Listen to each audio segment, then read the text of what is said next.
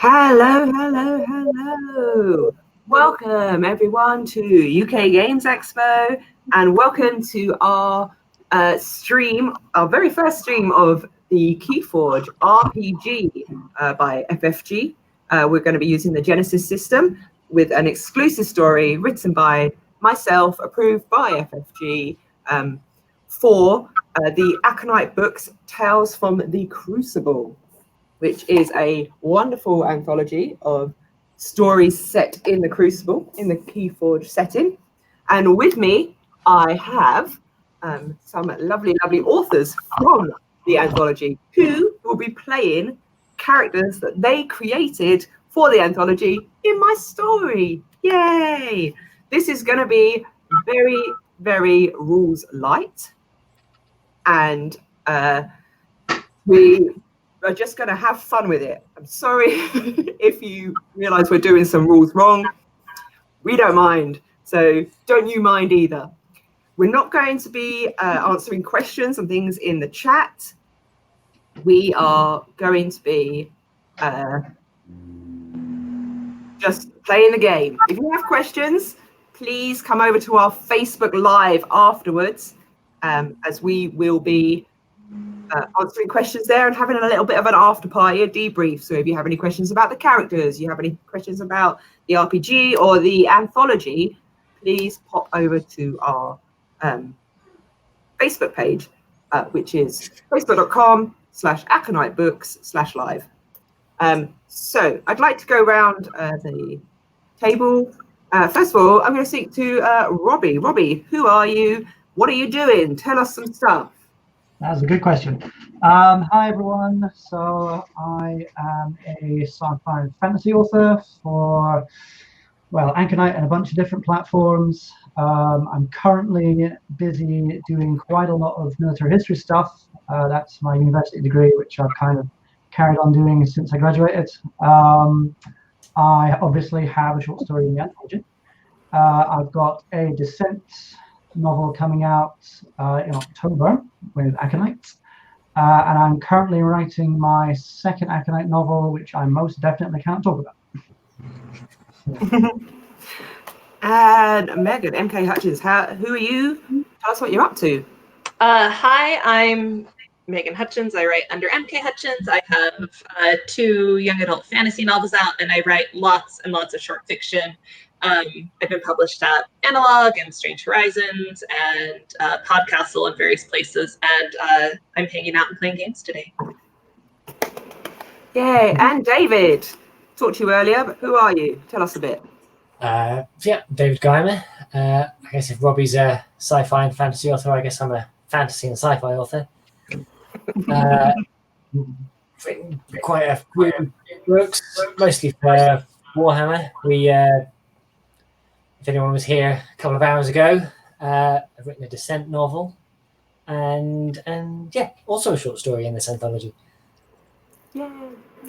And Tristan. I'm Tristan Palmgren. I'm a science fiction writer. Extremely happy to have a story in this anthology.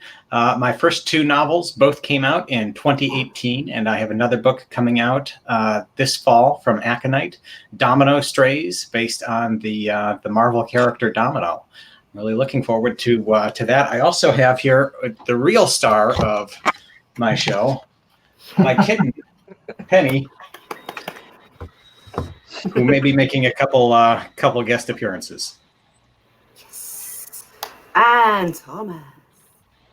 Hi, I'm Thomas Parrott, and I am a freelance author just like everybody else here.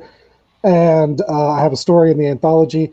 I am the least proven of this small tribe. I don't have any novels I could point to you at this exact moment, but follow me on Twitter at ParrottTD if you are curious about what's up and coming. Thanks. Definitely do. And for anyone new to the Aconyte world, hello, my name is Anjuli. I am the marketing and publicity manager for Aconyte Books. I am also a GM for many RPGs. Love telling stories, hate writing stories, but love telling them. Today is the exception because the story that I've written, I wrote, the story that I'm telling, I wrote. And it is, if you're enjoying it, it will be available as a free PDF download on Drive-Thru RPG and the Foundry, courtesy of FFG. So if you want to add this story into your own Keyforge RPG campaign, you can. It will be available from next week. Very exciting. Yay! Yay! Yeah. That has bombed the stream. As hope. Remember, shut up. We should probably get into the story, I imagine. That might be a good idea. So, this story is called Grand Theft Amber, and as you might guess from that, it is a heist. So, Quantum City is built among the crash site of the once great SAV Quantum. Over the years since the crash, it has grown into a bustling metropolis for all beings who share the benefits and goals of the Star Alliance across the local group. It is a bastion of irrepressible hope and infinite diversity, and home to hundreds of species of alien. Horizon is a bustling town full of shops and homes and full of excitement. It is also a great place to get the lowdown on the action around Quantum City. Now, you five have all made your way to Horizon, which is a bustling trade outpost, for reasons of your own. I'd like to take just a second for you to introduce your character to us. We need a name, maybe a species, and a little bit about what they look like. And we'll go in the same order again. So, Robbie, please introduce your character to us. So my character is called Nalai. She is, I think I'm pronouncing this right, a Crixix, which is essentially sort of like a spider, right? So they're essentially an anthropomorphized spider person. They don't have features that are as readily distinguishable as humans do, but she's sort of got segmented eyes, multiple limbs, hard sort of bony carapace. She's a really lovely, friendly girl. And Megan, introduce us to your character. I'm playing Terex, who is an anthropomorphic tree man who loves compost and healing whoever is injured. I love Terex. And David. I have the wonderful science fiction name of Paul, and I sort of have a boring office job, which I make up for by collecting Vault Battle memorabilia and performing in Vault Battle reenactments and roleplay groups. Like this. Oh, sorry, David. I will be playing. Tristan, go. I will be playing Vera, who's a Svar elf assassin and fighter. He's short, muscular, and looks like she's seen more than a few scrapes and battles along the way. And Thomas, who are you playing? I am playing Nalia, and who is also a Svar elf, but could not be more different from the other one. She's much skinnier and much more wiry.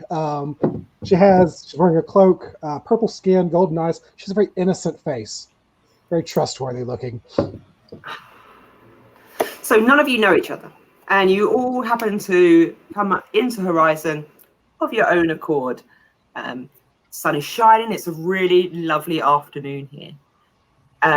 As you're walking around looking at the various shops and stands and stalls, your attention is simultaneously drawn to the center of the town. There is a sound of shattered glass which emanates from the center of the square.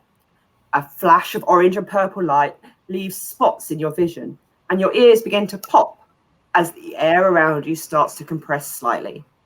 Gravity starts to feel a little bit off, and you start to recognize the effects of a vault battle starting up. As you're looking around, you see a vehicle flung through the air, and a nearby building begins to crumble. Its bricks turn to bubbles as they hit the floor. As you look down one of the roads, you can see the Star Alliance scientists bursting through the crowd. They're screaming and they're whooping, waving their data collection instruments high up in the air. People who were just moments before enjoying a little relaxation are projected through the street. You hear them scream out as they hit the ground. What would you like to do? Let's go around. Robbie, what would you like to do? What's your character going to do in this moment?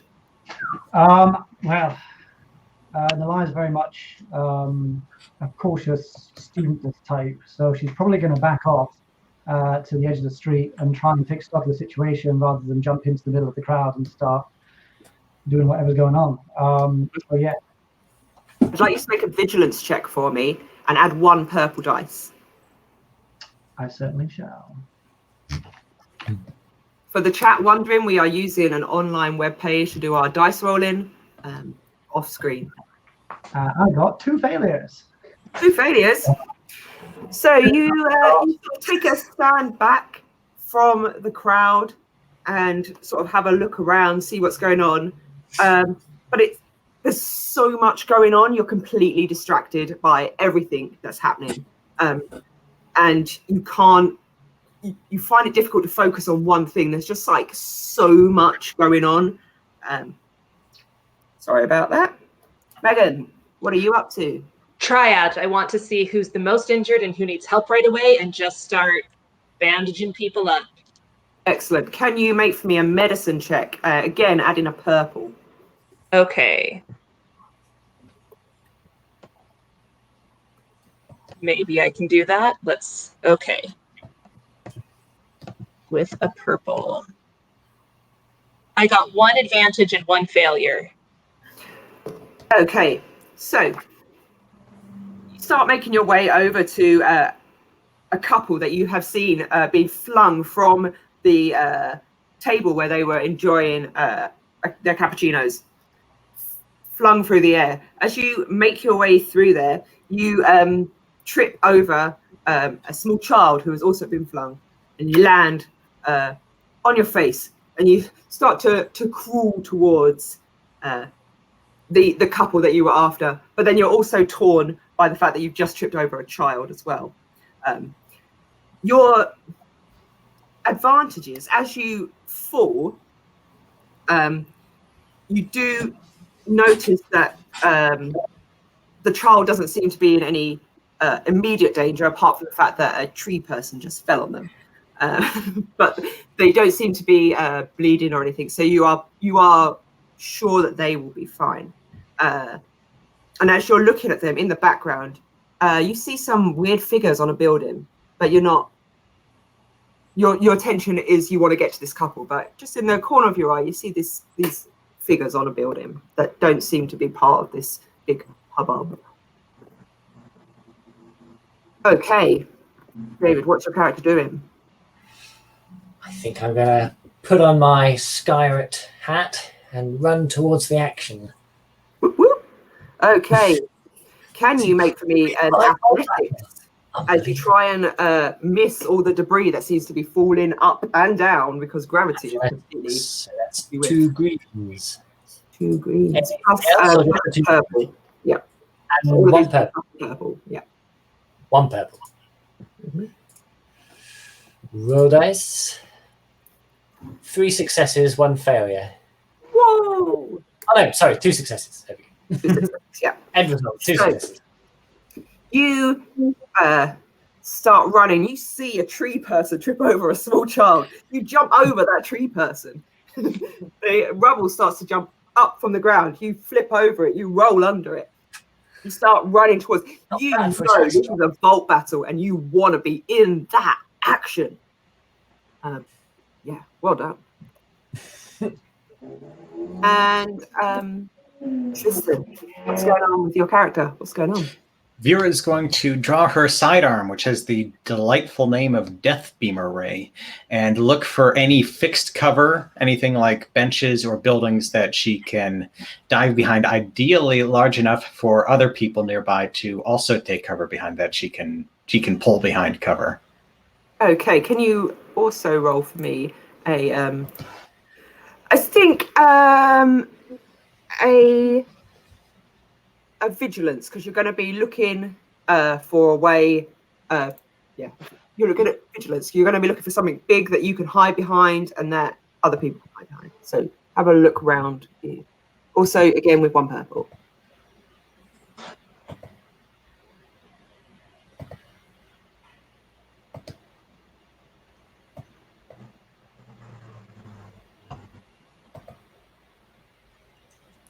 Looks like I got 2 successes, 2 failures, 1 threat. Okay, so the successes and failures cancel each other. So 1 threat is you don't find somewhere to hide behind. You're running through the crowd. You see a tree person fall over. You see a man jump over that tree person in some like really cool role. He sort of stands up looking a little bit heroic. Looks weird because he doesn't look like a hero at all. He's just wearing a trench coat and like he just looks like a normal dude. But he rolled really well. As you are looking for somewhere to like hide behind, what you don't pick up anything, but what you do see out the corner of your eye is very small looking people on top of a building that looks to be one of the trader banks, and they don't seem to be bothered by the big vault battle and all the chaos that's going on in front of you. That's what you notice, but you find nowhere in which to hide, so you are out in the open. And Thomas, what's your character doing? Nalia sees somebody go skidding past screaming, and she jumps out of the way, and she's like, disgusting, and sets about looking at all the stalls around to see if anyone has abandoned their wares and needs them taken care of in their absence. Okay, while also making sure that nothing else tumbles into her and knocks her flying. Make for me a streetwise with 1 purple. Okay.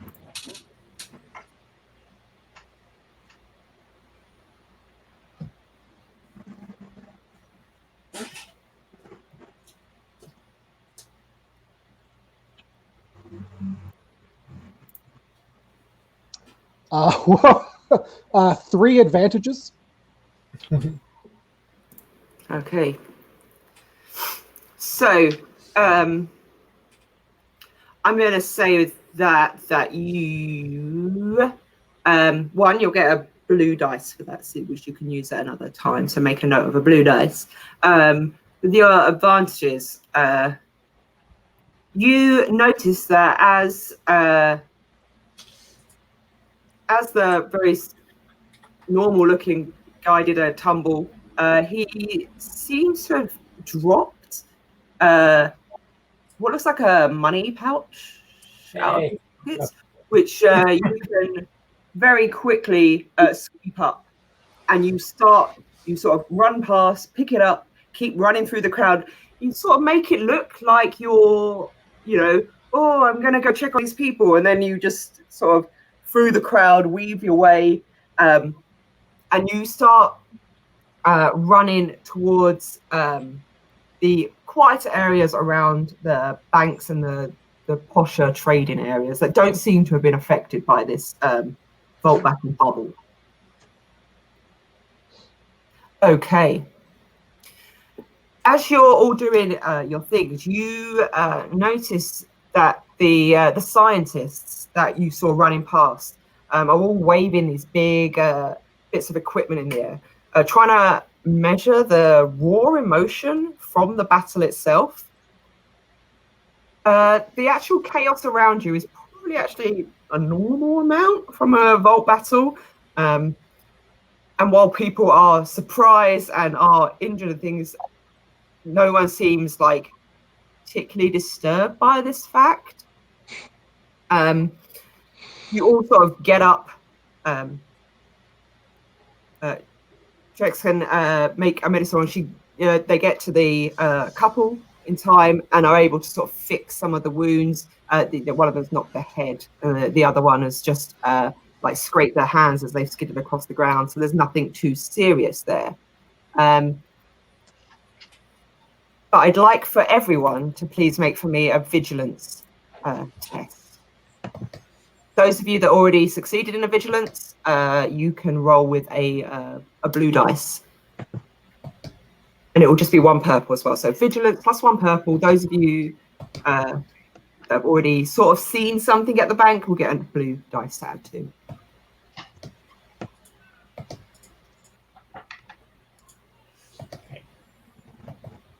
We have 1 success, 1 advantage, 1 threat. Okay. Got 3 advantages. Advantages. 2 advantages. Advantages. 1 success, 1 threat. Okay. And 1 threat. Okay.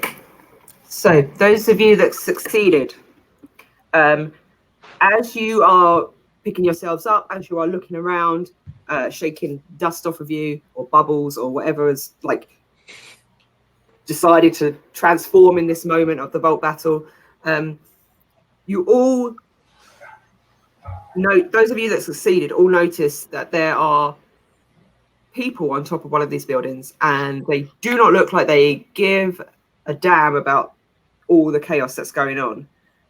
They look very intent on whatever they're doing on top of this building.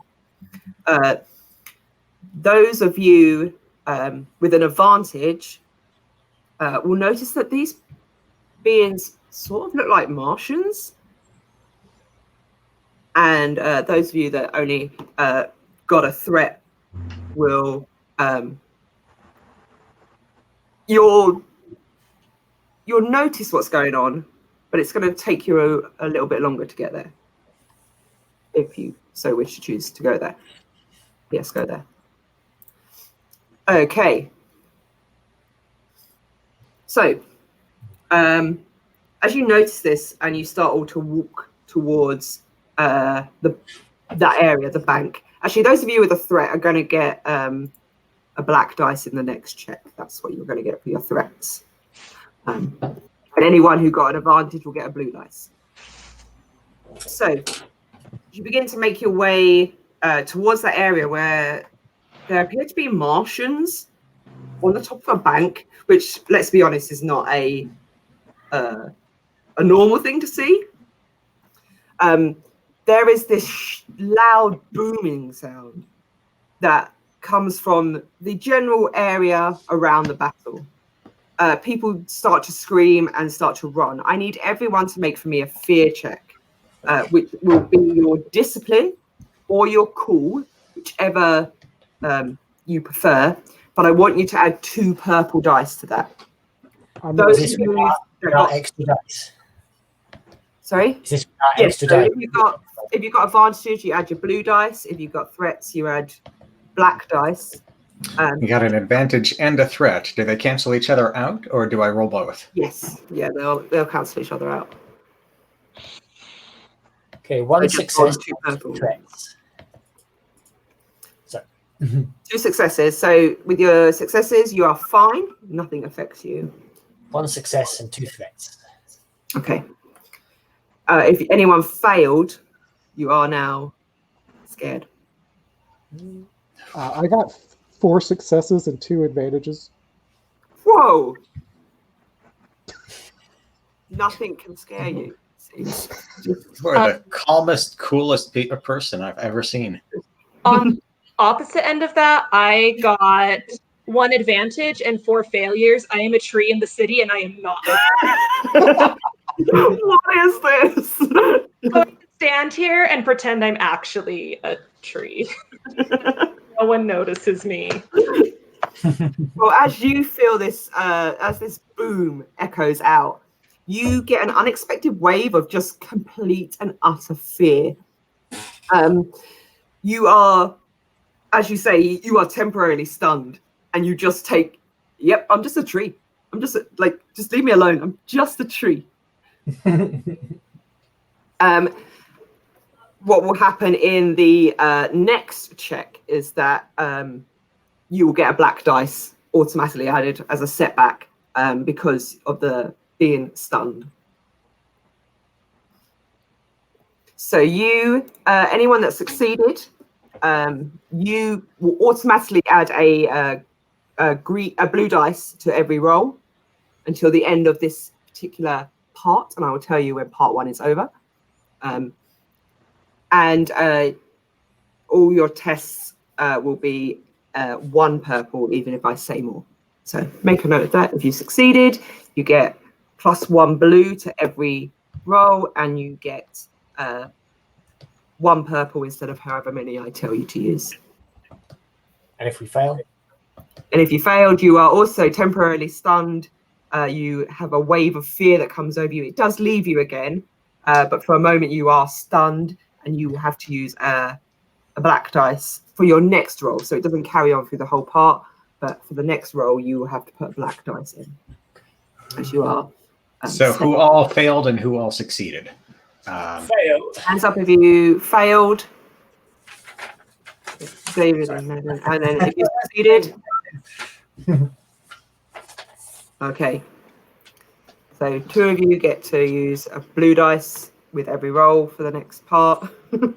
Well, I was going to follow around the gentleman who made that very cool leap, but he looks a little bit less cool now. I'm going to stick with that very calm elf over there. Yeah. Yeah. That elf looks so cool. Up heroically and then goes, "Oh, what was that?" Maybe, I don't know. Right. Okay. So, I want to know what you're doing as you're making your way towards this bank. So all of you have collectively decided that you've seen something, looks weird, you're off that way. What are your plans when you get to the bank? Should we take turns again, or? Yeah. So let's go around. So we just do the same order each time. So Robbie, Megan, David, Tristan, Thomas. Well, Nalai is fascinated by Martians. She studies them at university. So I suspect she will be trying to identify just what particular group they're from, probably taking notes on her data pads as she goes, something along those lines. Okay. Can you make for me just a perception, I think. What color is that? I don't know. It's halfway down your sheet. In your skills. If there aren't any, it means that you don't have any special dice to roll with that, and therefore you should just roll the black one from failing. Right. Plus my... It's in that first skills column on the left. Yeah. Halfway down. They're in alphabetical order, so it's like halfway down. Okay, so 1 black, and I've got 2 advantages and 1 failure. Okay, so you start to, as you're walking, you start to make some notes. They're quite far away, like they're up quite high, so you can't actually work out what faction they're from or anything like that. But you start to like make a couple of notes. With your advantage, the one thing that you notice is that they seem to have large bags on their backs, and you can see there's a couple on the roof, and there's sort of one climbing out of the roof, and they have large bags on their backs, and they seem to be walking away from the scene of the battle. Yeah, that's your advantage. But yeah, you don't get to notice like where they're from or anything like that, or take any good notes that you could use in your thesis. Megan. City ecologies are weird and terrifying. I'm gonna like try to edge closer and just watch and see what's going on as I'm like, what are these things? Okay, so can you make for me a vigilance, I think? Vigilance. Okay. Yeah.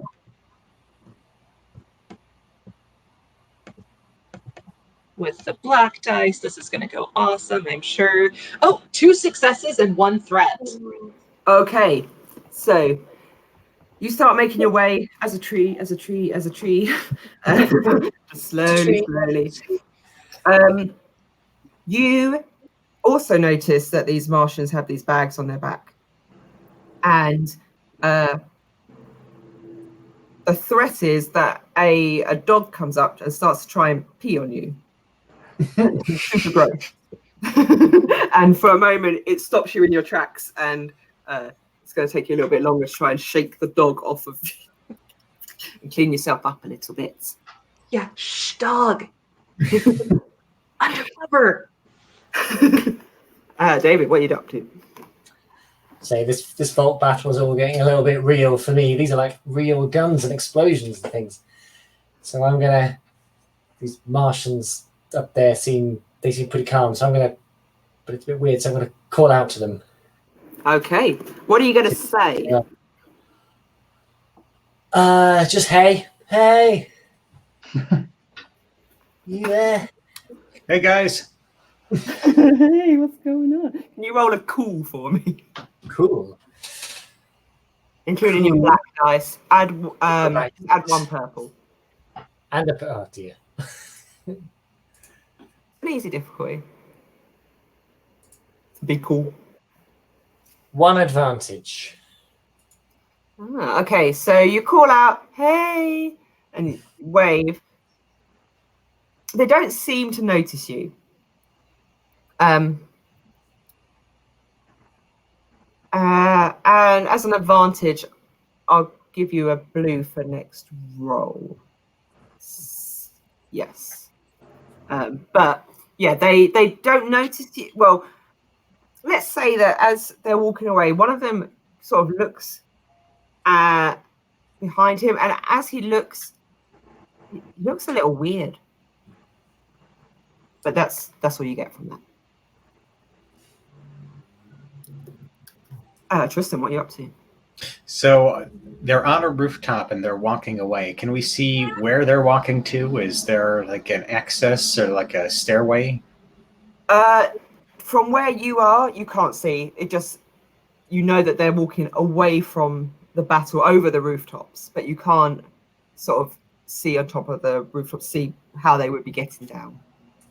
Oh, Vera is reckless and learns by poking things. So her sidearm is already drawn. She's going to aim over their heads and see if they react at all when she fires. Ooh, okay. Roll for me then a ranged attack. I'm gonna give just one purple for this, I think, because she's pretty trained with their gun. And I've still got that You're not trying to hit them, blue you're just dice. 3 successes, 3 advantages, 1 failure. So the failure and the success counts for each other. So 2 successes. Yeah, you pew pew pew fire that gun off, and it goes over them, the Martians' heads, and they do all sort of stop in their tracks, look at you, and then they just run. Like before, they were just sort of casual stroll, like no one's noticed us, we're all cool. Now that they know that someone has noticed them, they start to leg it. And did you get an advantage as well? Is that or a threat? Was it an advantage? 3 advantages. Okay. For the advantage, I'm going to say that as you are firing the pistols, you sort of look behind you to be like, did anyone see that? That was really cool. And you notice some uniformed officers running towards the vault battle area. That's going to be your bit for the moment. I'll come back to advantages for that. Thomas, what's going on? Well, Nalia sees Martians up on top of a bank roof in the middle of a crisis, and she knows what she would be doing on top of a bank roof in the middle of a crisis. So now she's going to be doing her best to get to the roof. You know, in case they drilled a hole or anything. Okay, can you make let's go with an athletics as you try and like move through the crowd of people and trees and other things that shouldn't be there.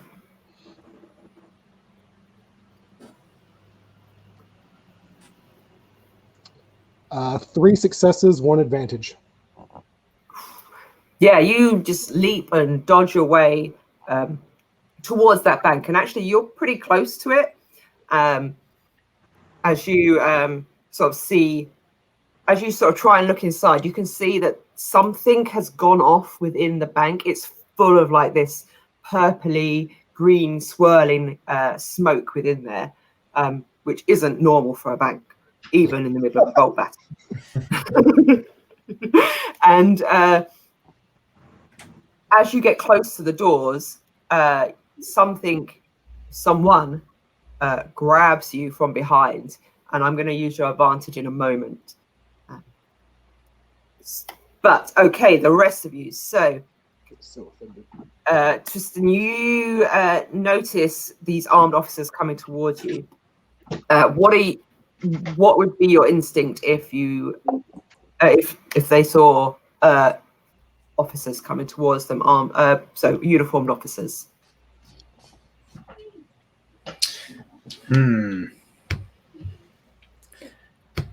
Probably to just going to book it towards the entrance of the building the Martians are currently on.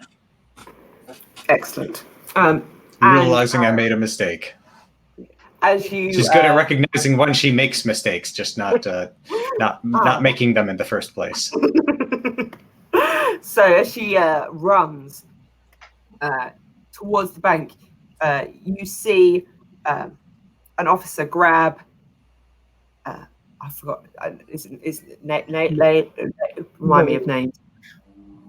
You all need to change your names to your character names so I can do this. The only one I remember is Paul. Being grabbed from behind, and as you turn to run back the other way because you made an error there as well, you run straight into the chest of a Star Alliance officer who grabs hold of you.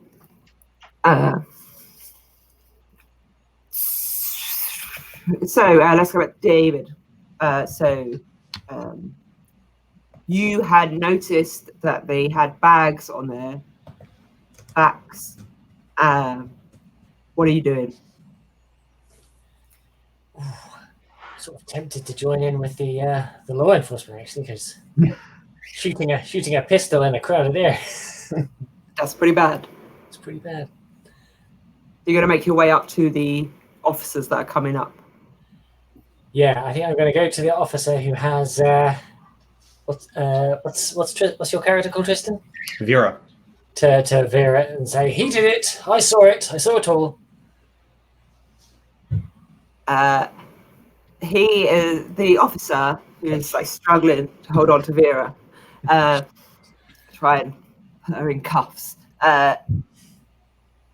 Says, well, of course you saw it all. I mean, you're part of this, aren't you? And they're just standing there sort of like, what? Someone comes up and slings some handcuffs onto you and starts to drag you away. So the three of you start getting pulled away. Megan, so Trix has seen all these things happening, still trying to be a tree. Yeah. What are they up to? I think I'm still going to just keep watching. In my head, I'm listing all the predators in the forest that are less scary than the city. Saber-tooth amber tigers, like that would all be so much easier than this. Okay, so as you're like trying to list all of these animals under your breath, an officer sort of leans on you and says, I don't think you're from around here, are you? No. No. I don't want to have to put you in handcuffs. I'm not sure I have tree-sized ones. Can you just follow me? Okay. Cool. And he just sort of leads the way and you just amble along behind. Oh, what's your character up to? My character is so fascinated by Martians and so focused on them that she's failed to notice the heavy police presence, which appears to have clamped down on the rest of the area. She decides to set off after the Martians, who are disappearing over the rooftop. And because she's basically Spider-Girl, she gets some web action on the go in an attempt to climb up the side of the Trader Bank. Oh. So she takes a run. Go gadget web. And makes a leap. Can you make for me an athletics? I'd like you to use 2 purple though. Okay. So that is 1 triumph. Ooh, very nice. Okay, so you go gadget web against the side of the bank and leap up and start to swing, and then all of a sudden you feel something on your legs. It looks like someone has grabbed hold of you as you're swinging. However, as you're swinging, you notice that these Martians seem to be in the distance, but they have blown a massive hole in the roof of this bank. And there is smoke coming out of it as you sort of swing up. But you fail to be able to grab hold of anything. And you swing back the other way with this officer on your legs, who's screaming, could you stop that, please? I'm here to arrest you. Kindly put down the web, please, and come with me. I'm feeling a little bit sick from all the swinging. I'm going to be honest, it's not my thing. Please, thank you very much. If you could do that, that would be grand. And Nalai is more worried about getting sick on her new notes than she is fighting against a police officer, so she detaches and drops down with him. Excellent. You are all frog marched away from the square, and you see before you a sort of portable cell that sometimes the Star Alliance will bring out when big trouble is caused, and you notice each other being frog marched into this cell, and you all get pushed into the cell. A young female human in a Star Alliance uniform walks up to the cell bars as it's being locked with all of you in there. And she leans on these bars, and they're not solid bars. They sort of shimmer. They're made from some sort of energy. And she sort of leans on them and looks at you all, says, "You are all under arrest for suspicion of aiding in a heist at a nearby bank. That's right. We noticed how interested you were in that.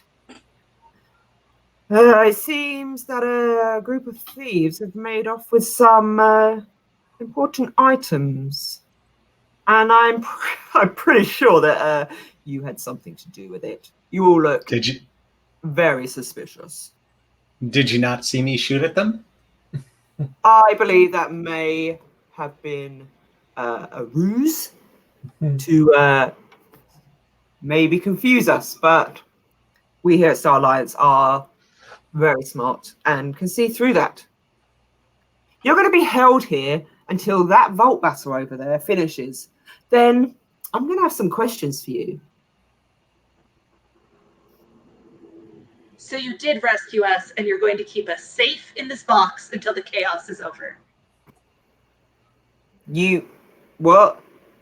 No, I'm arresting you. Nice not people. Saving you. Thank you. I whisper to the tree, do you really trust these people to keep us safe this close to the vault battle? Oh. I mean, these bars aren't bulletproof, I assume. I don't know if I'm bulletproof. Probably not. Yeah, I would say not. I'm going to sidle up to Vera and say, "Are you Vera, the Vault Warrior? I think I've seen you on television." No, I've never heard of her. Battles. Who's asking? I have one of your action cards at home, but I haven't brought it with me. Could you sign my glove? I'm Do you sorry, have a what, pen?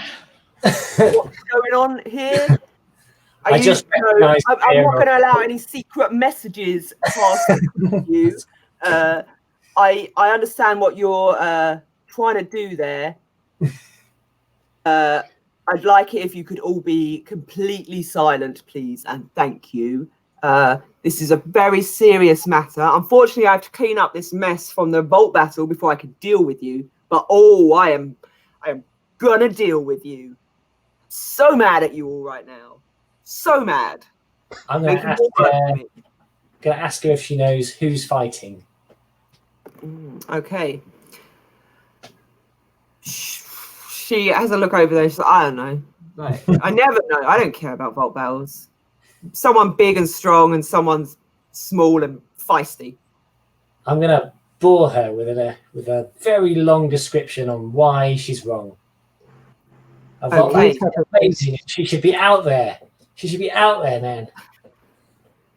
Make This is a a charm. once-in-a-lifetime opportunity to see a Vault battle firsthand. She can tell her great-grandchildren about it. Charmed. Yeah, roll a charm for me, plus I'm going to say 1 blue because this is very Paul, and also a 2 purple. Green, 2 purple. I have a blue stored over, so that's a lot of dice rolling here.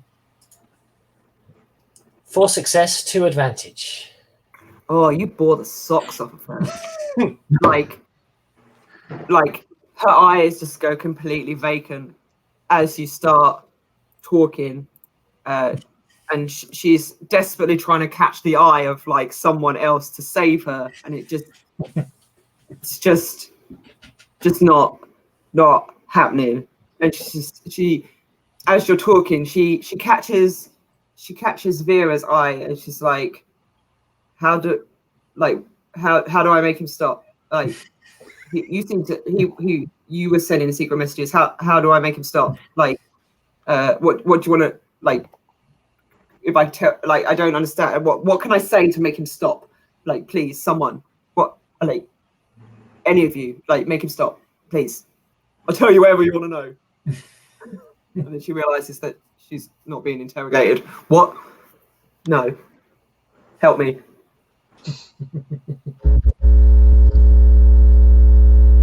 Vera is a Vault warrior, and so she catches on to what's happening. Knows a fair bit about Vault battles herself, and just chimes in and tries to keep the conversation going.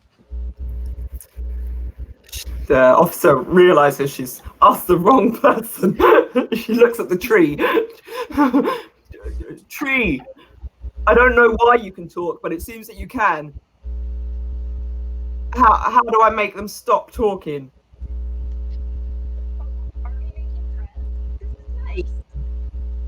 Oh, I've lost you, Megan. Maybe your headsets come out a little bit. Can you hear me now? Yeah, briefly. Can you hear me? I can hear, like, I don't think I can hear you through the headset. I think I can hear you through. Can you hear me better now? Yes. Huh, there is a weird noise coming from my computer, and I don't know why. I tell her that I think it's really nice that we're all making friends here. And I just listen. I have lots of patience. I'm a tree. We're all getting along. Isn't it lovely? Sharing passions. So as you're talking, and she realizes that no one can make Paul shut up about Vault battles, she just slowly sort of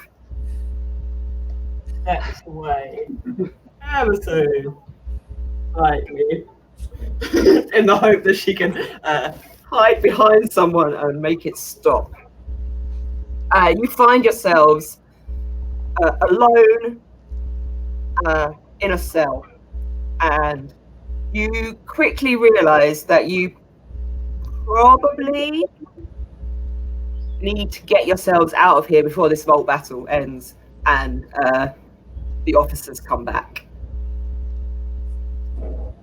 How would you? Was there anyone who would propose something for how you could get out of the cell? Because I watch a lot of TV, or whatever the Crucible alternative is, I'm going to suggest that one of us pretends to be ill and shouts for the guard.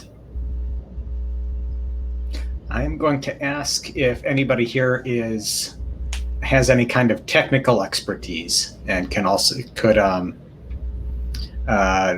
fail if that brilliant ploy fails. If there is anything that we can determine about the cell that we can engineer our way out of. Okay, so if anyone wants to try and work out something about the cell itself, I need to make a knowledge science or a skullduggery check. Knowledge.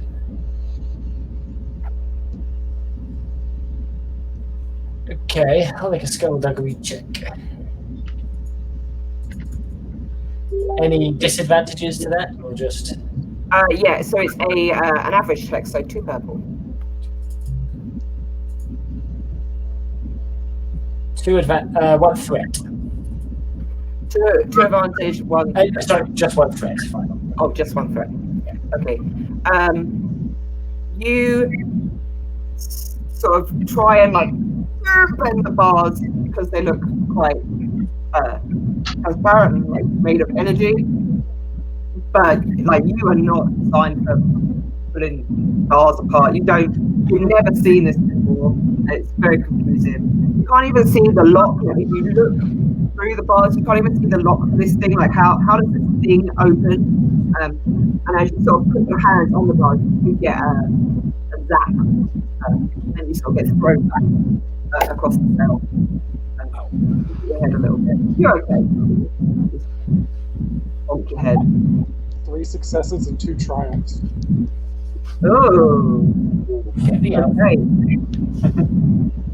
And so that's skullduggery as well. Yep. Okay.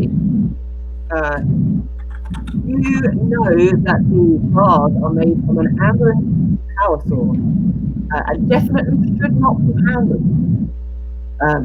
Let's pull that out by poking it.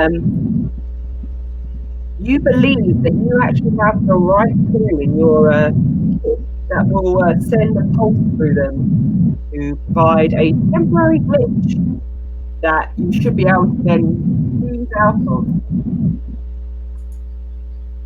Nalia's like, I got arrested for what someone else did? No, hold on. And she steps up to the bars and sets the thing off. And the bars sort of wave a little bit, and then they very quickly sort of disappear, giving you enough time to jump out there, with everyone else following suit. Doing that, you get a blue dice for your next check. So that's the end of part 1. So any bonus dice you've got for part 1 now get crossed off. However, just got that blue dice, you have to keep that blue one. But any ones that were bonus for part 1, so you all make your way out of the tunnel and start sort of realizing that you're all together. And as you start to make your way towards the time, the sun is beginning to get over. The Vault Battle is still raging in the background. You can see bright flashes of light, and you can still hear the sort of crumble pop of bricks and things as everyone moves around. But you are able to sort of sneak around the shops and stalls towards the bank. And as you get to the front of the bank, you spot 2 Star Alliance officers guarding the front entrance. I need you all, please, to roll me a stealth check. 2 purple, please. And then yeah, you can put your blue into that one if you wish. Could we try and talk our way through instead? Oh, you definitely. So you're not going to sneak at all. You're just going to march straight up there. I have a much superior charm.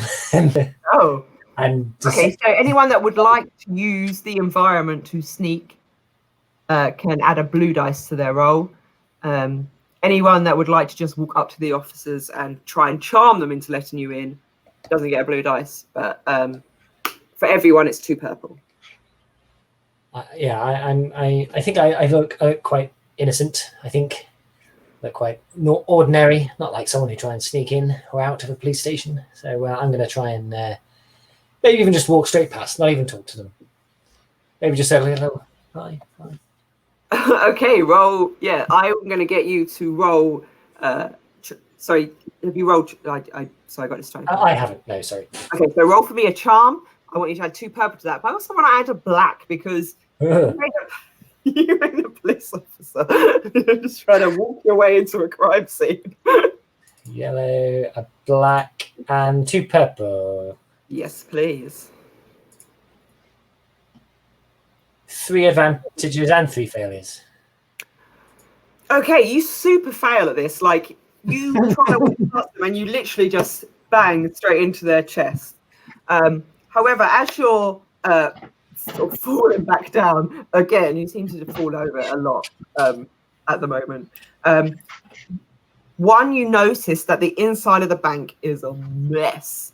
And the other advantage that you get is everyone else gets to roll a 1 purple instead of 2 for their sneak because you have super distracted these 2 guards with your inability to walk through solid matter.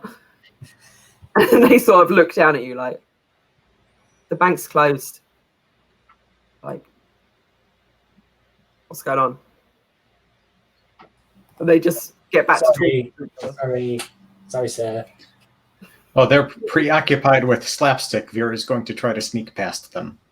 Excellent. Roll for me a sneak, please. And it's going to be easy because of Paul's inability to charm the officers. So that was with 2 purple, but with 1 blue? So 1 purple, you get your blue for sneaking, and then whatever your sneak dice are.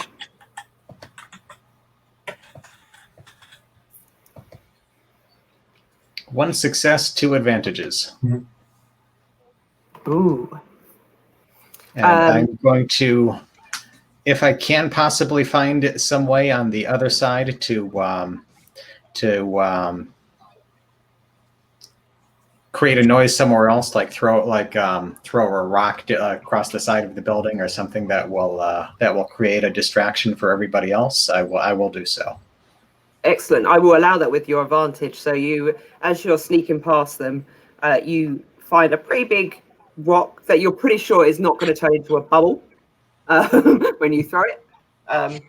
And yeah, you sort of chuck it over the heads of the 2 officers.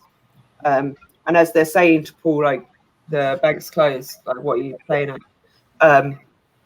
It lands just shy of the alleyway to the other side. Instantly, the officers are like, what's going on there?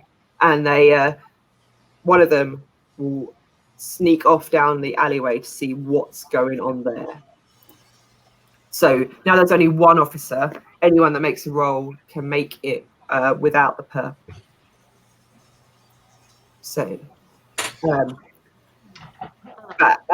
Vera, as you get close to the bank, you also see that there is all of this sort of smoke inside, and you notice that one of the windows has been blown out, and you can climb through the window into the mess that is. I will do so. Excellent. What's everyone else doing? I got 2 successes and an advantage on my stealth, and I'm feeling a deep kinship with the potted plants in the bank. Like, we're on the same wavelength now.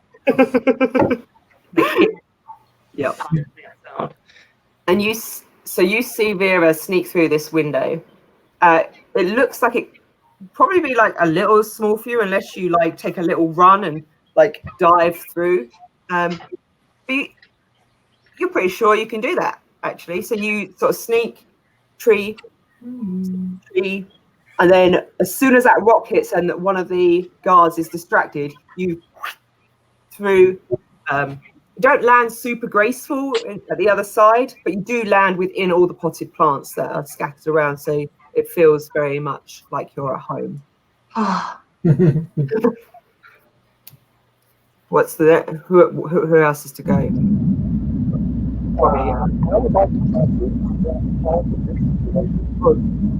Very. I can't hear you at all. I don't know if anyone else can. It's very like fuzzy. Maybe try plugging and unplugging. Yay, technology! It's the best. Can't hear you at all now. Oh, you're muted.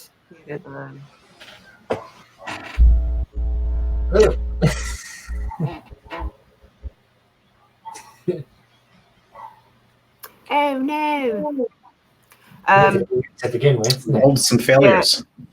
Yeah. So I don't know if you want to maybe you need to just like if I can.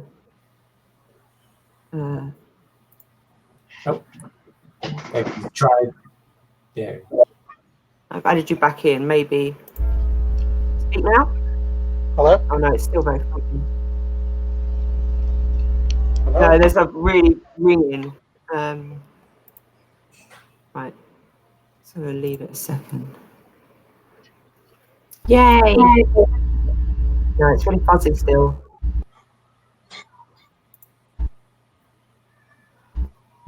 So if you can get a bunch of big signs, kind of like Wile E. Coyote, and just hold them up to the camera. Mirror image, of course. You'll have to. Someone is saying, can you put your microphone down? Maybe that's because it's up rather than down on your headset. That maybe it's why it's being funny. But you've also frozen, so saying it's the computer.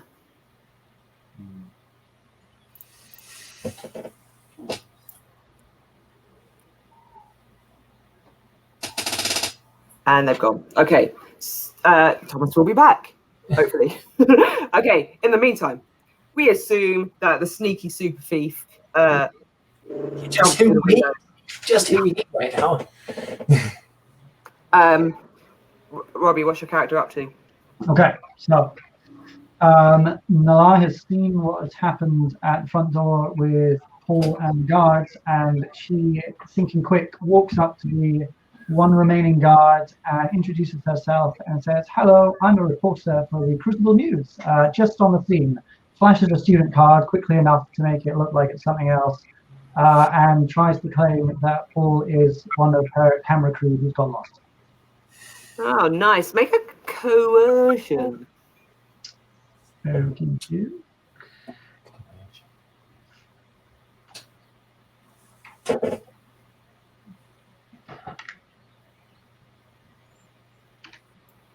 That is 4 advantages. Okay, so yeah, you flash that card real quick, and the officer sort of like sees it very. He was trying to get into the building, though it's very obvious that it's in lockdown. I'm sorry, you're here reporting what? Yeah, Crucible News. There appears to be a vault battle going on just now, and there's obviously an incident at the bank. I can only apologise to my cameraman here. He gets lost very easily. We were actually meant to turn down the alley just past the bank there, so I'll just take him now, if that's okay. Yes, that's. Please take him. He's very annoying. He tried to walk through me. You have no idea. You have no idea. Yeah, please take him away with you. And your advantage will be that are you back? Yay. Am I back? That's a good question. Yes. Yay. Okay. Terribly sorry about that. My whole setup is very jerry-rigged. But we're here. Yay. Thanks, chat, for your suggestions. I really appreciate it. Not tech savvy.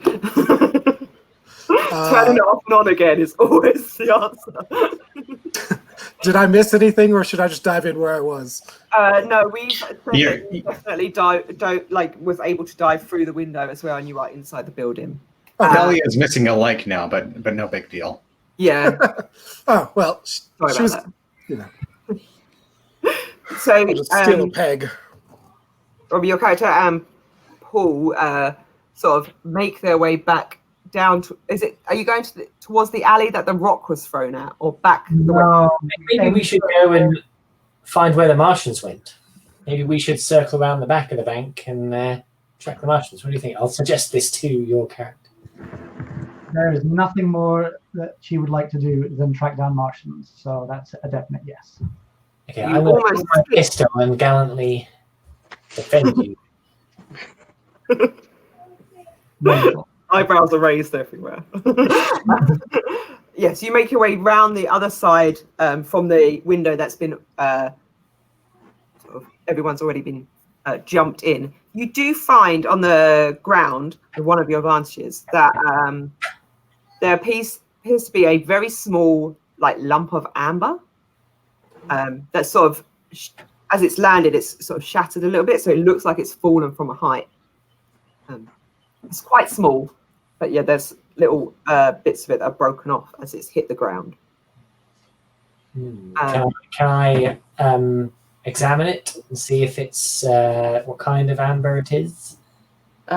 Sure. Do for me a amber craft.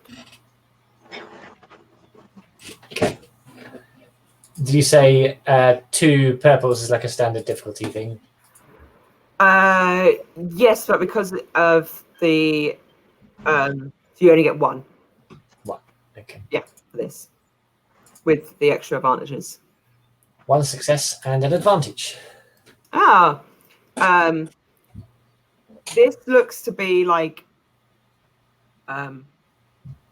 not sort of the big parts of amber that are searched for within the vault battles. This looks more like a very large amber bit for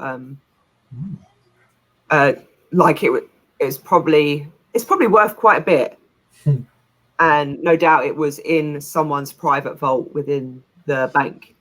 So it's currency. Yeah. Somewhere Vera suddenly gets a sense of FOMO. Oh, catch Robbie's eye. Are you picking that up? So you're mute, Robbie, too. Hello. Yes. Nai is tempted by the fact that this shard could probably pay off all of her student debt, but decides to focus on the fact that it appears to have fallen from the roof because it's shattered. And she suggests scaling the roof, not pausing to consider the fact that Paul doesn't have 6 limbs and spider webs. Excellent. If you're going to do that, can you make for me just a coordination check as you try and you can do an eat, so 1 purple as you try and. That is going to be 2 advantages and 1 failure. Okay. You scramble your way up the side and you can again see that big hole that's been blasted. But Paul hasn't really worked out that he was not meant to come with you and has tried to sort of grab hold of you at the last second, and you sort of scrape at the edge and fall back down. You do notice as you look into the hole that you can see that the smoke is starting to clear in there, and you can just see complete chaos, like something has erupted in that building. I asked Paul if he's planning to follow me wherever I go, because I can't really scale walls with someone on my back. I thought we were together now. The enforcer guys, you said. If you can find a way to the roof, how can I protect you? Together on the roof, but until you can get onto the roof as well, then there's not much more I can do to help you, Paul. I'm so sorry. Friendship rejection. There has to be like a Take a strain, man. Paul, you can try and climb up to the roof yourself. It'll be a coordination with 2 purple because you are not a spider person with web abilities. I will scoop up the ember, and once I'm done, I will find an easier way up. Okay. Okay, so make for me a just a perception to see if there's like a tree you can climb up or something. Perception. You're inside.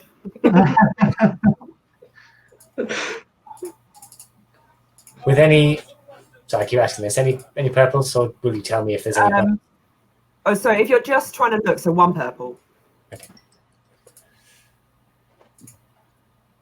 2 advantages. Yeah, you see a big tree. Looks pretty climbable. You climb up about halfway, and now I would like for you to make a coordination. Just 1 purple, and you can also add a blue to it for the other advantage. Okay. Coordination. There you go. 1 purple and a blue. Again, 2 advantages. Okay, I'm going to say that you make your way up there, and you make your way up there before our spider friend does, and you feel pretty good about yourself. And with the other advantage, I'm going to allow you to drop down into the hole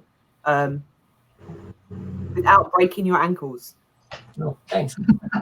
Yeah, you land on a very big tree, which you're like, why is there a tree inside a bank? It's just you down on a tree that seems to actually put you down on the ground. Gently. Okay, you are now all inside the bank. So the bank interior itself is a mess. It appears that the doors of a few of the safe storage areas have been blown off, and the contents are either in ruin or have been removed completely. There is as some of you may know, there is a gaping hole in the roof where the thieves have escaped. It appears that it has been blown apart by some contraption which is large and unknown. The bank is unlit, and as the sun is setting, the light in the area is fading. You can see the silhouettes of the guards outside the front door against the flashing lights of the battle still going on in the town square.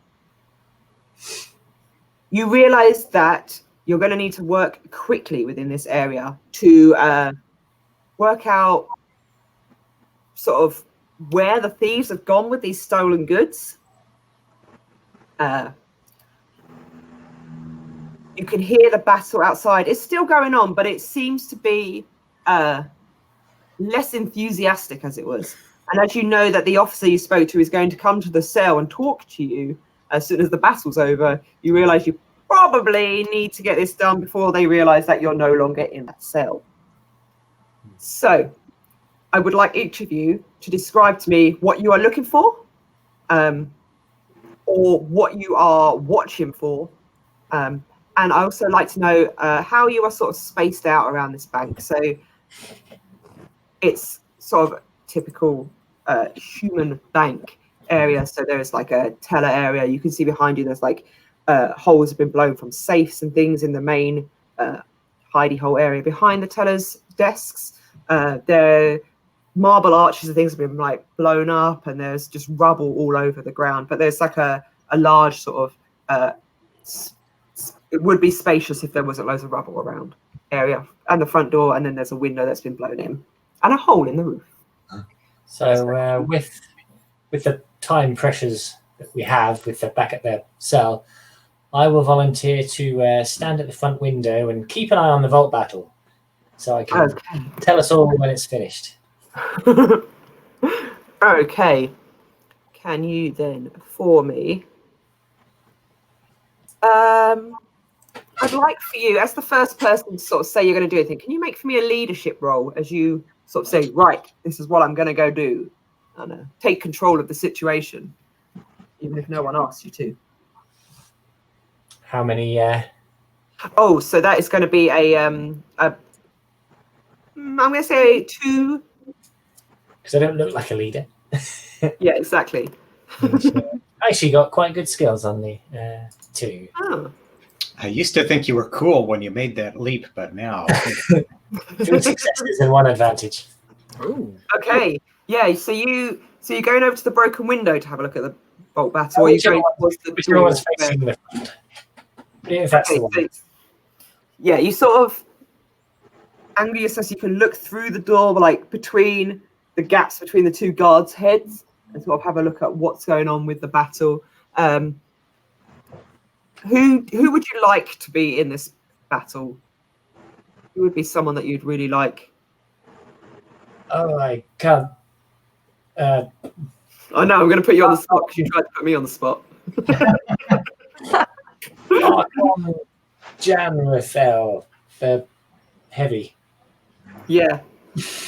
You can't make out exact people, but you see like some colours spark up in the air that are sort of the colours of that particular faction, and you're like, oh, sweet, my favourite. Or maybe you don't say it like that because you're not me. But yeah, so you sort of say, all right, I'm going to go do this, and you're keeping an eye on the guards, but actually think you've got a really good view of like the some parts of the battle, and you're totally engrossed in that. Anyone else?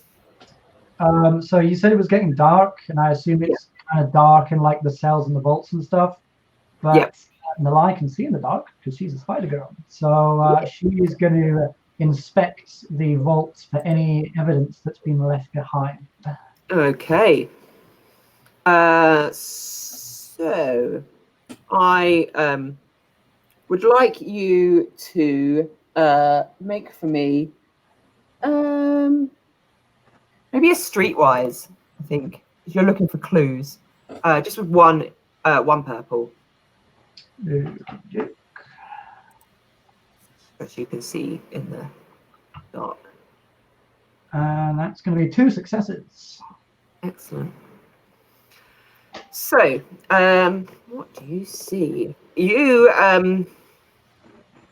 as you're looking around, you find a weird piece of technology that you've not seen before. It looks like a casing for some sort of bit of equipment that looks to have been blown apart. And as you sort of move it around, you get like this weird buzzing in your ears that you recognize from earlier on, just after the Vault battle started, and when you first noticed the Martians were making your way towards them. You get this like ringing in your ears as you bring it close to your face to examine it, but it doesn't look Martian. So after a few moments, I turn to the rest of the group, hold it up and say, well, look at this guy. And as you sort of run back to the group, and you're like, look at this, you start to hear the sound of footsteps, all of you, as you're standing there. And you hear some of like the rubble start to move. And as you sort of look around behind you to see where they're coming from, there's this brilliant flash of blue light in the center of the room. I need you all to, again, make a fear check for me. It's going to be 2 purples against your discipline.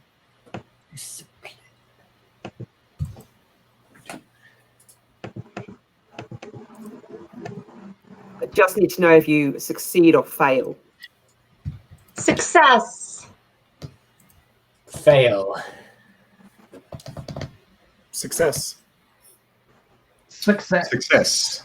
That's just me. So, if you fail, you have to use a black dice on all of your checks for the remainder of this part. And if you succeed, you gain a blue for all willpower checks for the rest of this part. So only on willpower ones can you use a blue. but black is on all checks. So, Paul, as you as everyone is like looking around this blue flashing light, you sort of turn away from the battle. You're instantly struck with this like fear within you, fear that you're missing the battle, fear that your hero is there and you just missing it completely, fear that you're in this bank with a whole lot of people that you don't know. And why are you there when you just wanted to see the bolt battle? What, you've made a terrible error. And fear that there is a sound coming from somewhere that you're not ready for. Some of these people may be violent berserkers. There's two officers right behind me as well. But also fear that you're in a bank when you definitely aren't meant to.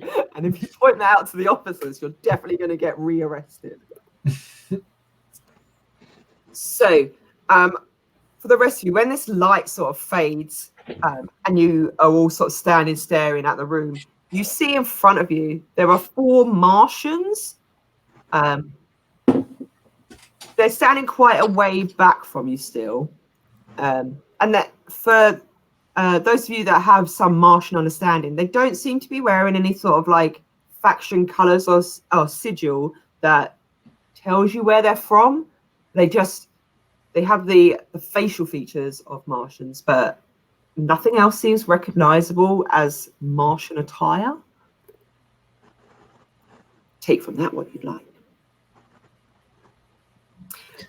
However, anyone who has any experience with Martians may add an extra blue dice for the remainder of this encounter.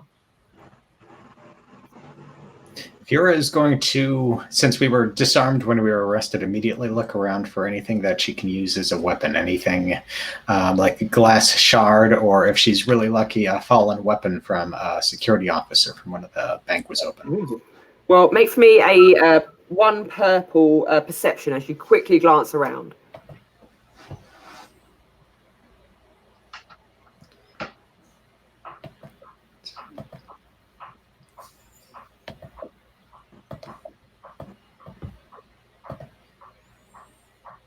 Uh, 3 successes, 2 advantages.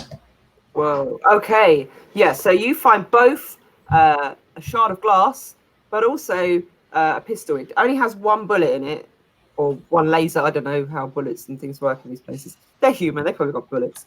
But I don't know. Laser pistol. Pew pew pew. Yeah. Whatever it has 1 shot. That's what I should have said. It's got 1 shot. And also you find like a shard of glass nicely fit in your hand to stab at someone should you need to. But you feel very confident in your ability to protect yourself should you need to. The Martians themselves don't seem to be carrying any weapons, but they are all staring at you and sort of a little bit frozen, like they weren't expecting to see anyone here. They all look a little bit shocked.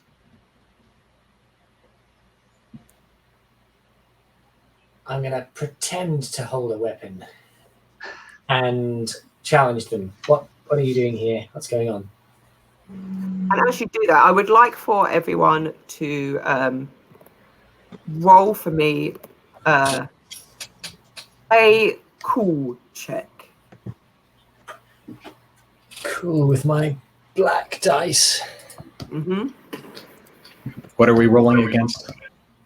So this will just be about 1 purple. Ooh, 1 success, 1 advantage. Okay. 2 successes. 1 success, 1 advantage. 1 advantage and 2 failures. Oh dear. 2 advantages. So, Paul, as you hold up your pistol in your coat pocket, pistol, and sort of say, "What are you doing here?" They instantly see through the fact that you do not have a weapon on you. They don't have a weapon on them, but they feel that they are much smarter than you in this, not giving it away so obviously that they don't have weapons on them. And they look at you. The one at the front, so there's 3 of them. The one at the front will just run at you, going "Ah!" and jump onto the front of you and just try and tackle you down to the ground. Those of you with us who've got advantages as well as successes will notice as this Martian lands on Paul, its face shifts. It looks like a Martian for a second, and then it doesn't, and then it does again. It's very strange. However, the rest of you with successes, what would you like to do to these one Martian that's running and the 2 that are standing there, sort of ready to attack? Well, Dalai loves Martians, so she's probably going to approach them and try and address them in their own language. And try and diffuse the situation as Paul struggles separately in the background. Okay, I would like for you. I would like for you to make. What is like charm? Let's do charm. Easy, so 1 purple, and you can also have a blue for using your known skills. Wonderful. That is going to be 1 success, 3 advantages. Okay. So yeah, you very calmly walk up to them. You have noticed this weird thing that's gone on with this Martian that is now sort of lying on top of Paul, who is again prone. All it seems to do is fall over or be pushed over.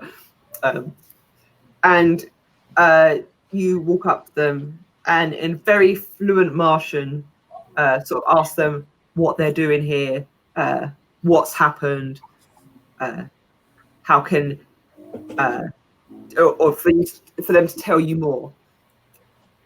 They both look at you like you are speaking a language they don't understand.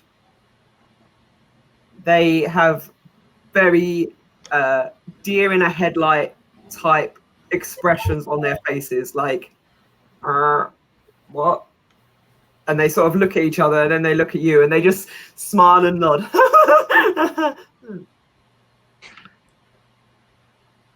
Yeah, she's going to be extremely suspicious at this point. And so she should. Tarex, what's going on with you? I'm going to try to peel the Martian off of Paul and help him get back up. I'm worried that they're going to like injure each other with their weird fleshy fingers. Yeah. Okay, will you make for me a we'll say athletics just to like pull pull off of the Martian. Just an easy, so just 1 purple. Okay. 1 success and 2 advantages. Excellent. So as you separate these 2 fleshy, squishy things,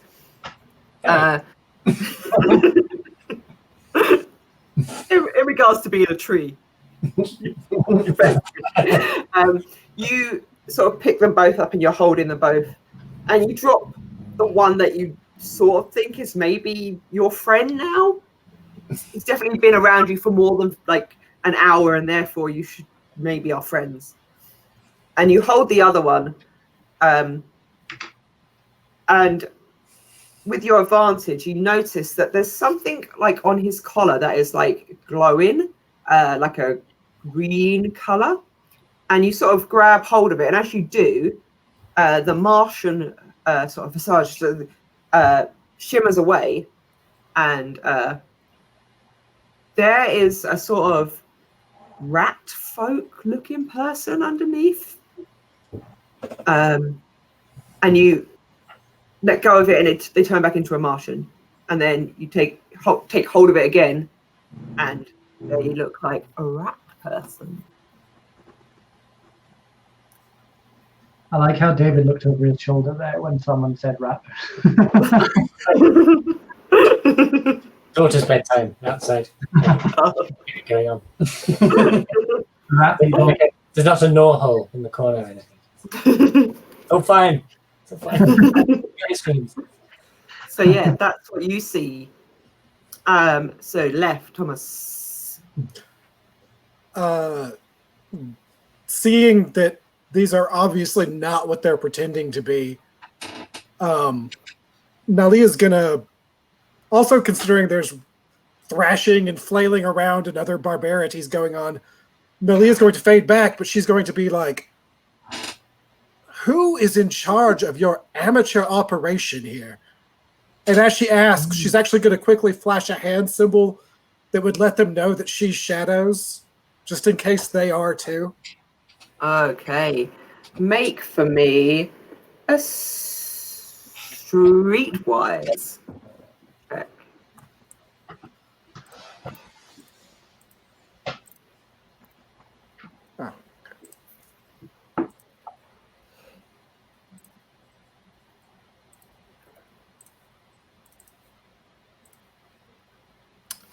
One success, 2 advantages. Okay. One of them doesn't seem to pick up on the little sign that you give. However, the other one sort of flashes you a sign to the side of them that tells you that they have been hired by persons unknown, and that they're here to guard the bank.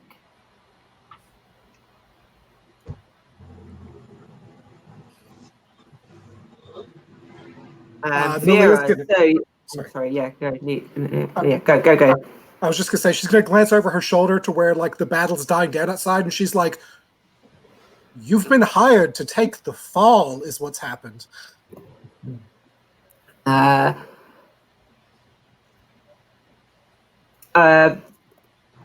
They give us, one of them gives us a sign that sort of acknowledges that that is their role in this, and sort of they signal towards the lights of the vault battle outside, and give sort of a knowing smile.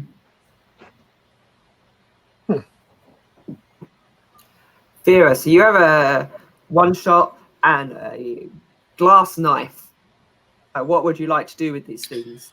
There's 1 laser bullet, 3 Martians, and then people keep running up in front of the Martians and trying to introduce themselves and be nice. So this is not going to work well for taking a shot. What she's going to do instead is hope that there's no way that they can tell how many laser bullets she has left, hold up the weapon intimidatingly and shout for them and kind of wave it back and forth and shout for them all to halt.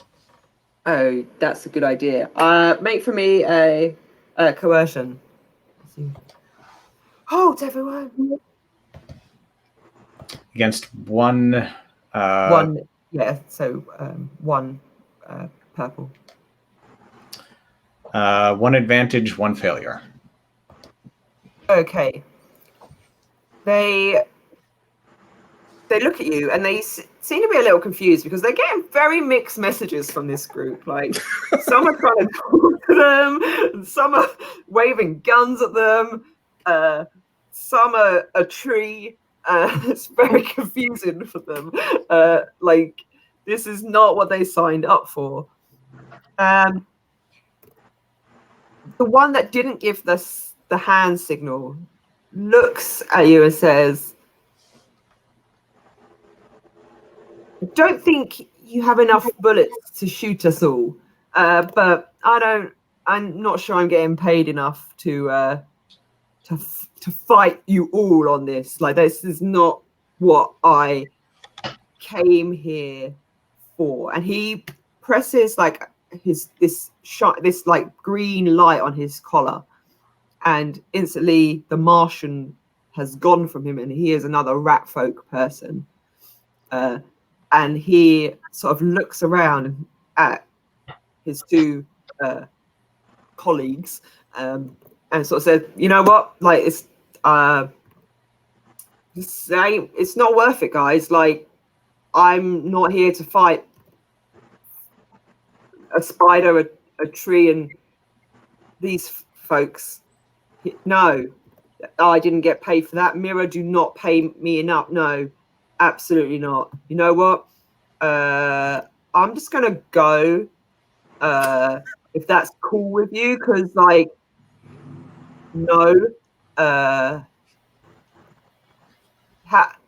you know what? If you want to catch the actual people, it's not us, obviously. Look at us, we're rats. Go to the base. There's a secret base. Yeah, let us go. I'll tell you where the secret base is. How about that?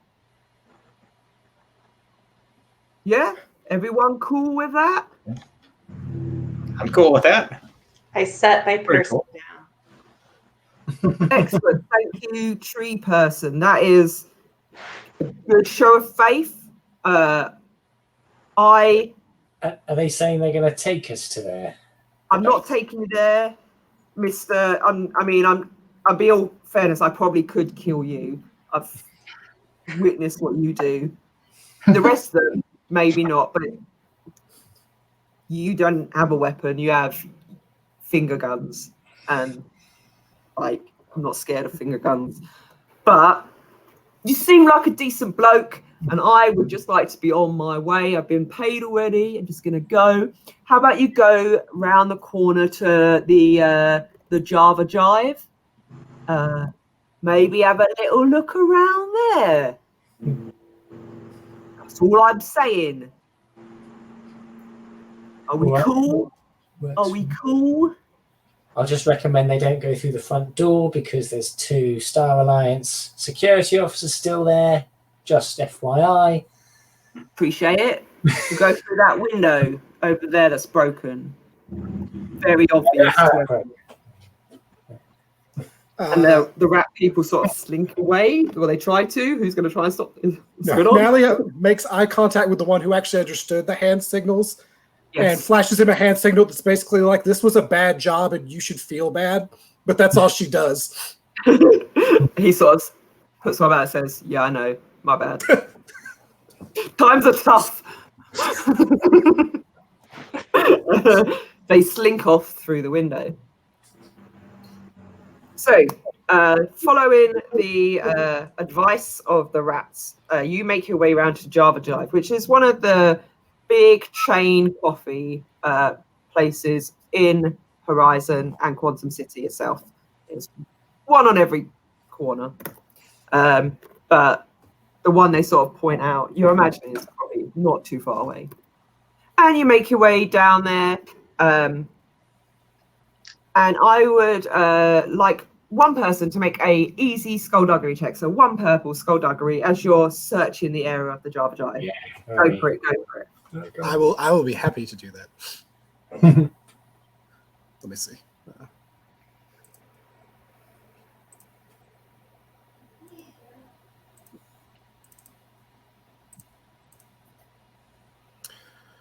Oh dear. Oh no. 2 successes and 1 threat.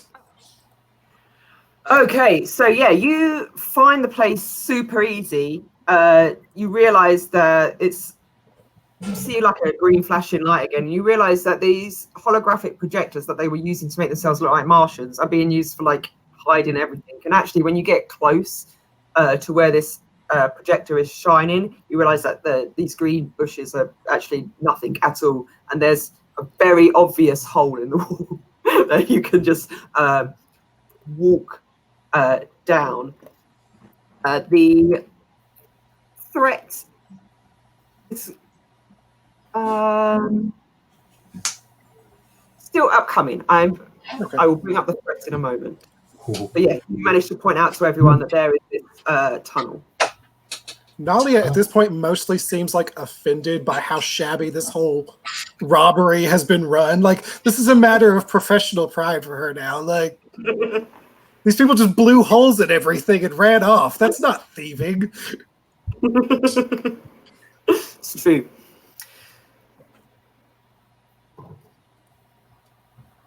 Right, the tunnel underground appears to be lit by streams of sunlight that pour from holes in the ceiling, which catch motes of dust in the pools. The way ahead is empty and silent, and you all move swiftly further and further down until you are confronted with a large, very solid-looking set of double doors that has neither handles nor hinges. and you double check, and it's definitely not a projection. This is very solid. You sort of push your hands up against it. This looks like a proper door.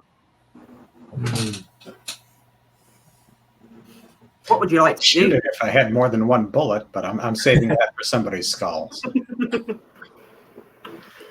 I've been looking at my character sheet here, and I have a utility belt. Ooh. Batman style. I wonder if there's anything useful in there. So, Well, did you say there's no handle? And, no. I'm going to look if there's any kind of like lock mechanism or something that I could tease with my utility belt. Sure. Make a mechanics check for me. 2 purple, but you get to add a blue to it because you're using your... Are we on the previous encounter still? Is this... No, this is a new encounter. This is part 3. Yes. Be gone, Mac dice. So mechanics with 2 purple. Yes. And 1 blue. You can use 1 blue because it's your utility belt. Okay. Blue. Well, that's 1 advantage, 1 failure. Okay. Start prodding it with all these different tools. A couple of your tools break. You realise, oh, now I've got to buy new ones. That's really annoying. But the advantage that you get is that you know that, 1, there is no seeming lock anywhere that you can find, and therefore trying to use other tools would be seemingly useless. But you do notice that there is a design that reminds you of Logos in a bronze and copper. And as she sort of looking at you, it reminds you maybe of a vault battle that you once heard of. Am I able to like use a sort of like personal knowledge check as well before I pass on? I'll pass this excitedly on to my my team. Okay. So yeah, you sort of describe to everyone sort of bits that you know about the vault battle, and what you sort of explain to them is that this was a really intense vault battle that actually didn't actually have an end to it. It just sort of fizzled out, and no one really knows. It's a bit of a mystery to everyone who knows anything about vault battles. It's very mysterious. Vera is a vault warrior, and she's going to see if she can attempt a knowledge check to find out anything else. Yes, please do. 1 purple.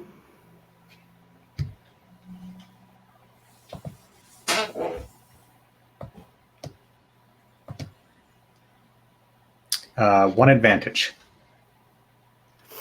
Okay. So as you start taking that knowledge that you already learned and having a look closer at the inlay of the door, you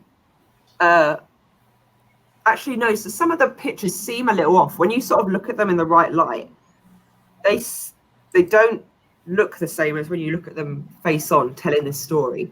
And as you sort of like lean your head to a side or sort of angle it, you can see that there's a shadow created along this inlay that, yeah, exactly like that.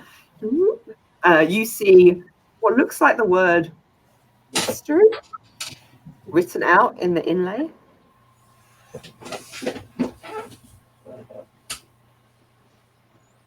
I'm sorry, could you say that word again? I think I missed it. Mystery.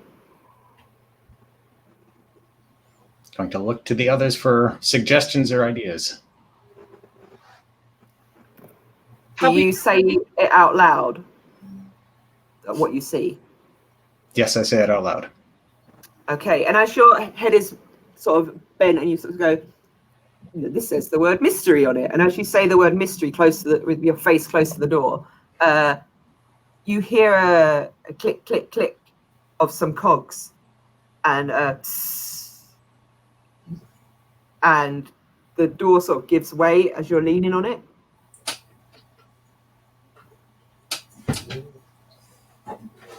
I'm going to dart over and hide behind the tree, just in case. Yeah, it sounds like a bomb to me as well.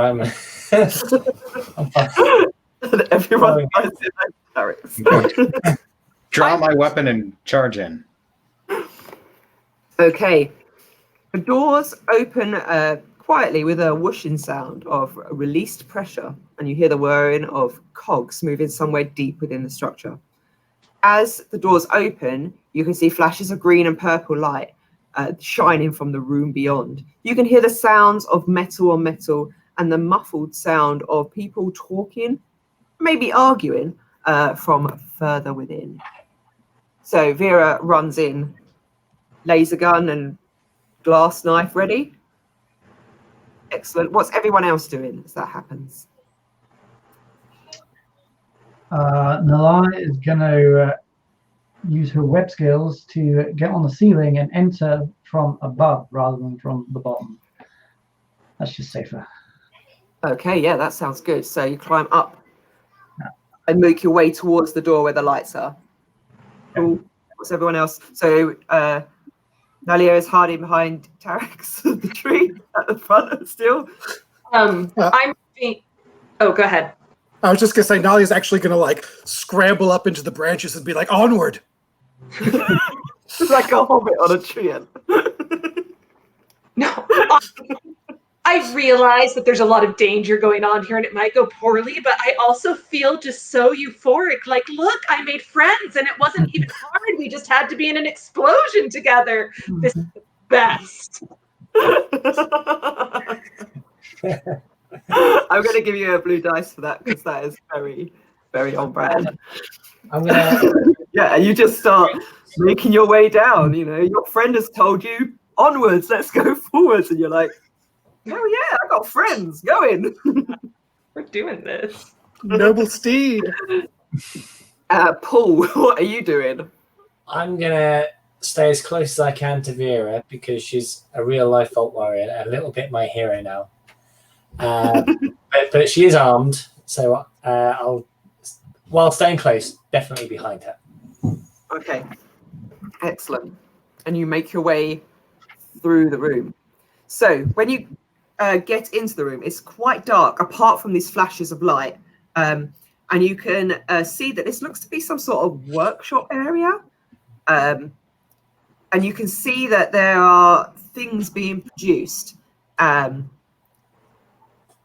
Robbie, your character, no, it was your character that found the exploded thing in the bank.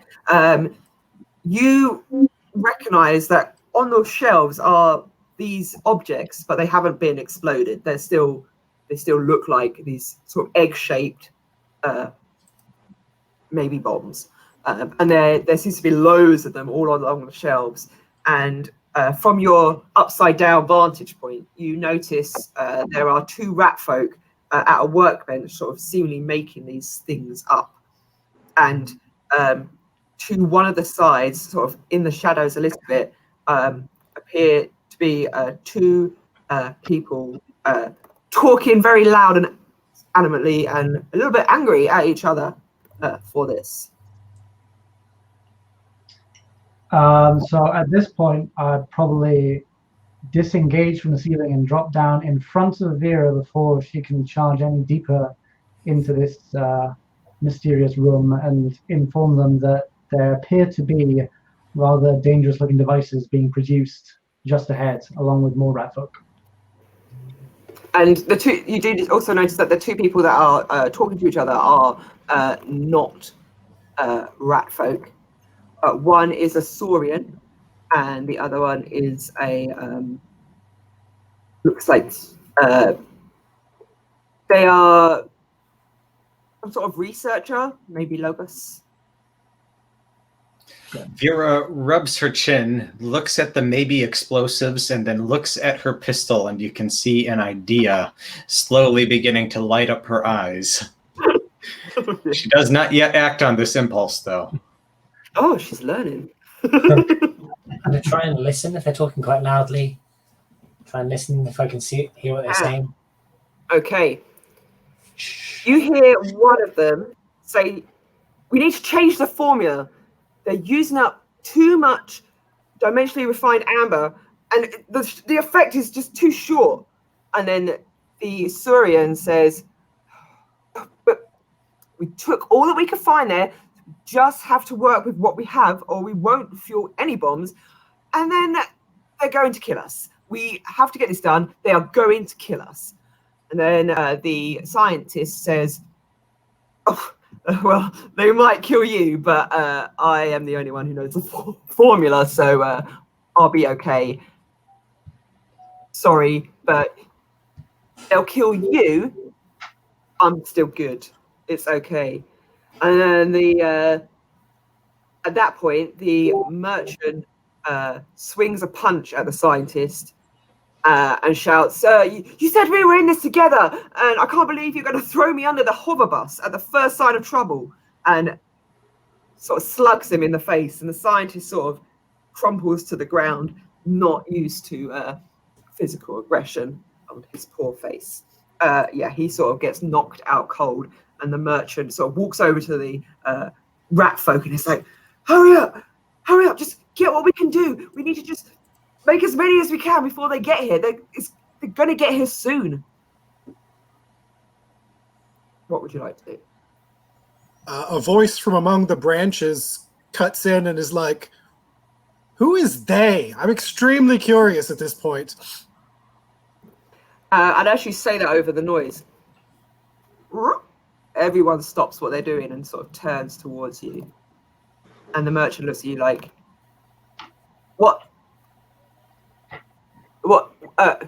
who are you and what are you doing here? How did you find us? Well, I mean, I can't speak for anyone else, but I'm terribly clever and do this sort of thing all the time.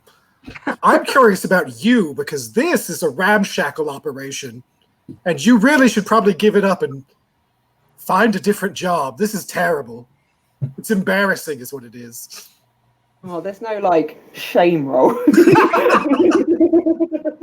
Can you make for me?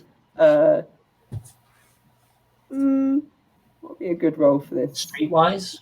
Yeah, maybe streetwise. Yeah. I'm going to spend my saved up blue on this because yes, probably... please.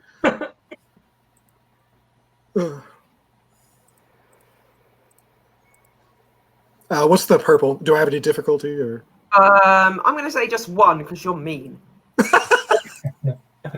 You have hurt his feelings a little bit. Let's find out exactly how much. I have 1 success and 4 advantages. Okay, yeah. So as you say this, like this is just a rubbish situation. You're rubbish. He sort of looks down and looks around him, and he's like, and looks at his friend who he just realised he's punched and knocked out unconscious. They've been friends since they were kids. They went to school together. He can't believe what's become of himself. He looks around and he's like, you're right. Like, this is a shambles. Should never have taken that job. Mirror they're just everywhere and nowhere. And I'm scared for my life. I didn't want to do this, but they really give you no options. I'm